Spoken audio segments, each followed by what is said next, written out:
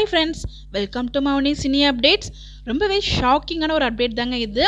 So marriage ஆகி ஒரு வருஷம் கூட ஆகலை, அதுக்குள்ளேயும் டிவோர்ஸா அப்படிங்கிற மாதிரி ரொம்பவே ஷாக்கிங்காக இருக்குது. யார் அவங்க அப்படின்னு பார்த்தீங்கன்னா நம்மளோட ஃபேவரட்டான ஆக்ட்ரஸ் பிரியங்கா நல்கரி இருக்காங்க இல்லையா, அவங்களுக்கு தாங்க டிவோர்ஸ் ஆயிருக்கு. இந்த விஷயத்த அவங்களே அவங்களோட இன்ஸ்டாகிராம் பேஜ்லேயுமே ஷேர் பண்ணியிருந்தாங்க. ஸோ ஃபேன்ஸ் கேட்டிருந்தாங்க ஆர் யூ சிங்கிள் அப்படின்னு சொல்லிட்டு, எஸ் அப்படின்னு சொல்லிட்டு அவங்க ரிப்ளை கொடுத்துருக்காங்க. இதுலேருந்தே நமக்கு கன்ஃபார்ம் ஆச்சு அவங்களுக்கு டிவோர்ஸ் ஆச்சு அப்படின்னு சொல்லிட்டு. பிரியங்கா நல்கரியை பற்றி நிறைய வீடியோஸ், கப்புள் வீடியோஸ் நிறையவே ஷேர் பண்ணியிருக்கேன். ஸோ அந்த வீடியோவில் ஒருத்தவங்க வந்து என்கிட்ட வந்து கேட்டிருந்தாங்க அவங்களுக்கு டிவோர்ஸ் ஆச்சு தானே அப்படின்னு சொல்லிட்டு. அப்பா கூட நான் ரிப்ளை பண்ணியிருந்தேன் இல்லை அப்படின்னு சொல்லிட்டு. எனக்கும் லைட்டாக டவுட் வந்துருச்சு. இப்போ ரீசெண்டாக நான் கொஞ்ச நாள் வந்து ஊரில் இருந்தபோது நான் வந்து ஒழுங்காக ஃபாலோ பண்ணல ரெகுலர் அப்டேட்ஸ் எல்லாத்தையும். ஸோ அதனால வந்து என்னோட ஐடியா போட்டு நான் செக் பண்ணால் அவங்க மேரேஜ் டைமில் எடுத்த கப்புள் ஃபோட்டோஸ் எதுவுமே இல்லை. கப்புளாக எடுத்த எந்த ஒரு வீடியோ ஃபோட்டோஸ் எதுவுமே இல்லை.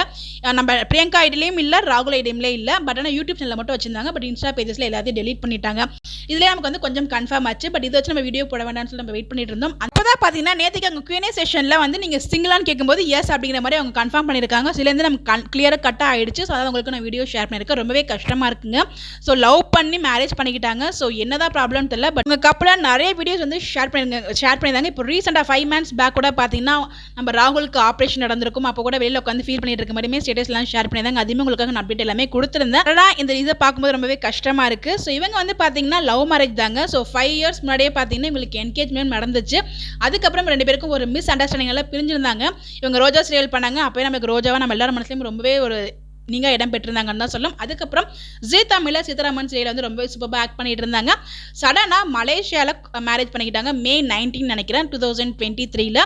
மேரேஜ் ஆகி கொஞ்ச நாள் தான் ஆக்ட் பண்ணாங்க. அதுக்கப்புறம் வந்து அந்த சீரியலை குவிட் பண்ணிட்டு ஸோ அவங்க வந்து ஃபேமிலியோட என்ஜாய் பண்ணணும் அப்படின்னு சொல்லிட்டு அவங்க போனாங்க. போயிட்டு கொஞ்ச நாளே பார்த்தீங்கன்னா திருப்பி வந்து நம்ம நலத்தேமேந்தி அப்படின்னு ஒரு சீரியல் வந்து கம்பேக் கொடுத்தாங்க. அப்போ கூட அவங்க சப்போர்ட் பண்ணுற மாதிரி நிறைய வீடியோஸ் எல்லாமே ஷேர் பண்ணியிருந்தாங்க. பட் சடனாக என்னாச்சுன்னு தெரியல. மேபி அவங்க நடிக்க வந்தது எதுவும் இஷ்யூ ஆகி அகைன் வந்து ஒரு மிஸ் அண்டர்ஸ்டாண்டிங் ஆகி அவங்களோட மேரேஜ் வந்து டிவோர்ஸில் முடிஞ்சதான்னு தெரியல. பட் ரொம்ப வருத்தமாக இருக்குது.